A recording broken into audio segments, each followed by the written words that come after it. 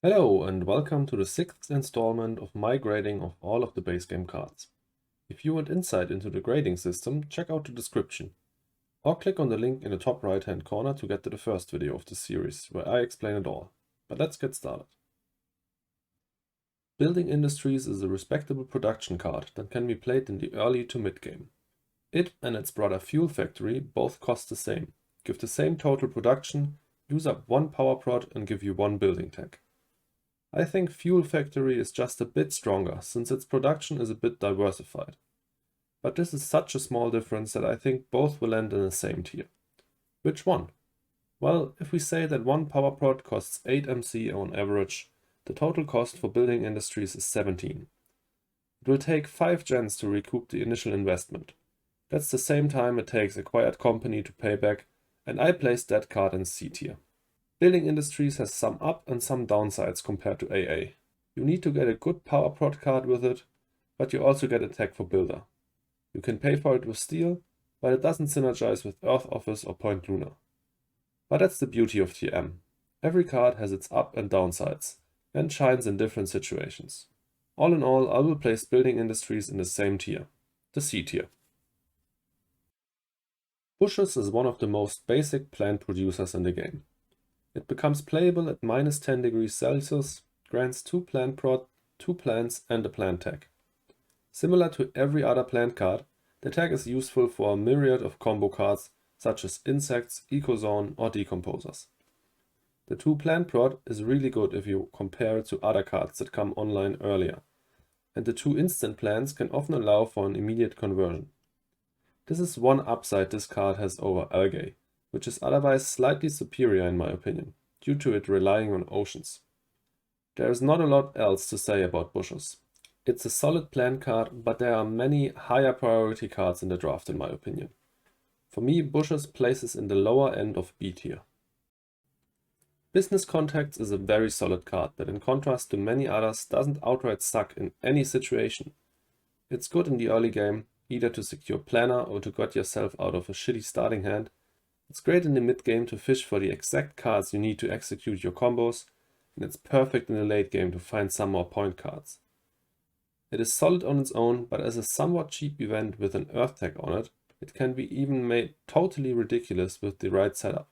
Terractor with Earth Office and Media Group even gains money from playing it, and Point Lunar draws a ridiculous 3 cards with it. I debated long about whether I want to place this card in A or B tier. In my opinion, it is good enough for A tier, but as a cheap event that quote-unquote just draws cards, it's not impactful enough to be called game-breaking, even in the situations I explained earlier. Also, if you have to decide in a draft between other A tier cards like Arctic Algae, Antigrav, Big Asteroid and then Business Contacts, your decision will almost never fall onto Business Contacts, even if it is the most reliable of the 4. Potential ceiling of these other cards is just too high. So for this reason, I will place Business Contacts in B tier. Considering only the initial cost, Business Network is the cheapest continuous card draw you can get. However, having to buy the cards in addition to the negative production makes up considerable long-term cost. In comparison to Inventor's Guild, the other draw and buy card, the tag that Business Network grants isn't nearly as useful. But how good are these top deck and buy cards anyway?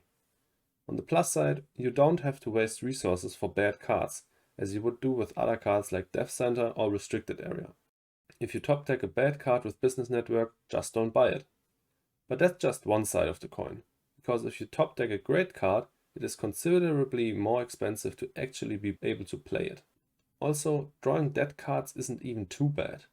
They can be used to grab planner, can be sold for stalling purposes, or discarded with Mars University. For me, Business Network is one of the weakest continuous card drawing cards in the game. But even a weak card draw is still solid and better than none. I always say cards are the most limiting resource in the game, so having card draw can be crucial to make the most out of your game. I will place Business Contacts in B tier. It is never game breaking, but in my opinion it is a high priority pick in the early to mid game. Callisto Penal Mines suffers from a similar problem as Asteroid Mining, but way more severe. It is an awkward mix between production, points and the Jovian tag. This means if you play it in the early game, you pay too much for the production you get, and if you play it in the late game, you pay too much for the points. I only ever like to see this card when I have an absurd amount of titanium prod, or at least one good Jovian mold on hand. It's truly a subpar mid-game card that can situationally be good. D tier for me. Thanks so much for watching. Let me know in the comments if you agree with my ratings, or if not, how you would have rated them differently. Also, if you enjoyed the video, please leave a like and consider subscribing. And lastly, please check out my Twitch and my Twitter. See you in the next video.